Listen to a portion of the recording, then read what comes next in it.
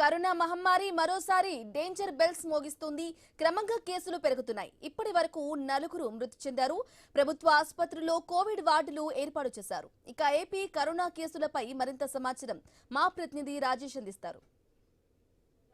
Covid కేసులు పెరుగుతున్న నేపథ్యంలో 339 కేసులు ఇప్పటికీ నమోదైనవి.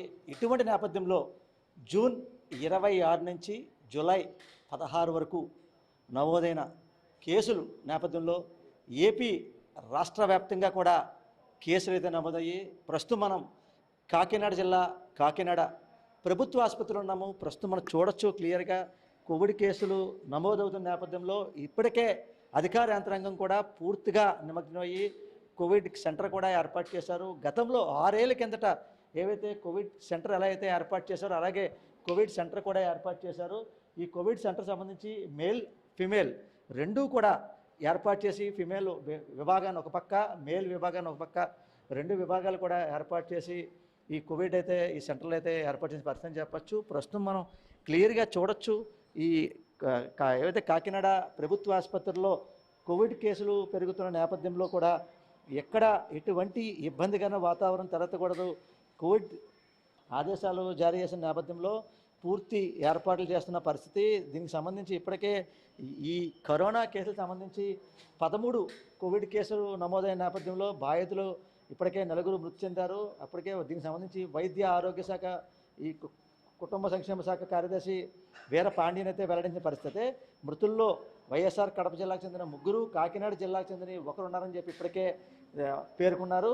అయితే చనిపోయిన వారందరూ కూడా తీవ్ర అనారోగ్య సమస్యలు ఉన్నాయని తెలిపారు. అయితే వైరస్ జన్యక్రమ్య స్వరూపాన్న గురి చేసేందుకు ఇప్పటికే 5 నమూనాలు కూడా పూణేకి అయితే మొత్తం జాతీయ వైరాలజీ ల్యాబ్కి అయితే పరీక్షల కోసం పంపినట్టు తెలుపుతున్నారు. అయితే మొత్తం 12 కేసుల్లో వైఎస్ఆర్ కడప జిల్లాలో 8, గుంటూరులో 2, విశాఖపట్నం, కాకినాడ, కృష్ణా జిల్లాలో 1 చొప్పున నమోదయ్యాయి. ఈ కేసుల్లో కూడా కోవిడ్ సోకిన వ్యక్తులలో ఏవైతే సన్నిహితంగా మెలిగిన వారు 2 ఉన్నారని చెప్పి ఇప్పటికే తెలిపిన పరిస్థితి చెప్పొచ్చు. అయితే దీనికి సంబంధించి ఇప్పటికే ఈ కోవిడ్ కేసుల నేపథ్యంలో అప్రమత్తమైన రాష్ట్ర సర్వేలెన్స్ విభాగం సంబంధించి డిఎంఎన్హెచ్ఓలు, జేజీహెచ్లు అలాగే ఈ సూపరింటెండెంట్లు ఇప్పటికే అత్యవసర మార్గదర్శకాలు అయితే జారీ చేసింది.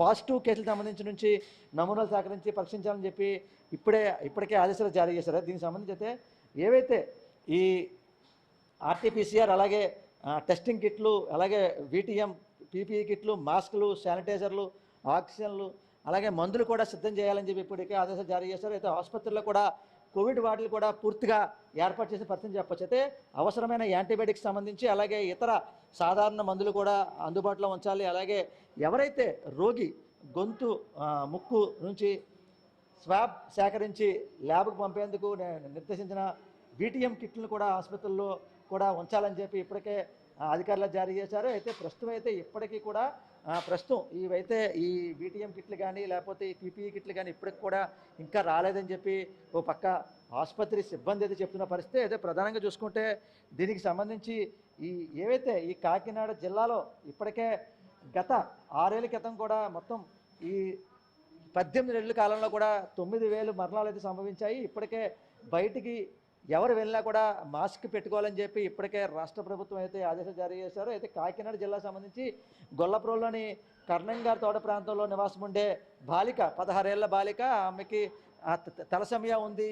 ఈ కాకినాడ, విశాఖపట్నం తదితర హాస్పిటల్లో కూడా చికిత్స పొందుతూ తనకి మెరుగైన వైద్యం కోసం చెన్నైలో ఉన్న సిఎంసి ఆసుపత్రికి తరలించగా అక్కడ వైద్య పరీక్షలు చేసి తనకి తలసేమియాతో పాటు ఏవైతే కోవిడ్ కూడా పాజిటివ్ నిర్ధారణ అయిందని చెప్పి దానివల్లే ఆమె మృతి చెందిందని చెప్పి ఒక పక్క వైద్యులే తెలుపుతున్న పరిస్థితి. ప్రధానంగా చూసుకుంటే ఇప్పటికే ఈ కాకినాడ ప్రభుత్వ ఆసుపత్రిలో కోవిడ్ కేసులు ఏమైనా వస్తే ఖచ్చితంగా వారికి అందుబాటులో ఉండే విధంగా కూడా కోవిడ్ సంబంధించి కోవిడ్ సెంటర్ ఏర్పాటు చేసి పూర్తిగా ఆక్సిజన్స్ అవన్నీ కూడా పూర్తిగా ఏర్పాటు చేసిన పరిస్థితి చెప్పచ్చు. అయితే ప్రధానంగా చూసుకుంటే ఇప్పటికే దీనికి సంబంధించి ఈ కిట్స్ అన్నీ కూడా ఏవైతే మాస్క్స్, శానిటైజర్లు అన్నీ కూడా పూర్తిగా ఏర్పాటు చేసి ఇప్పటికే రాష్ట్ర ప్రభుత్వం ఇచ్చిన ఆదేశాల మేరకు పూర్తిగా ఏర్పాటు చేసే పరిస్థితి చెప్పచ్చు. అయితే ప్రధానంగా చూసుకుంటే ఇప్పటికే ఈ రాష్ట్ర వ్యాప్తంగా కేసులు నమోదవుతున్న నేపథ్యంలో కాకినాడ జిల్లా సంబంధించి కాకినాడ గొల్లప్రోలుకు చెందిన 16 ఏళ్ల బాలిక తను తలసేమియా వ్యాధితో బాధపడుతూ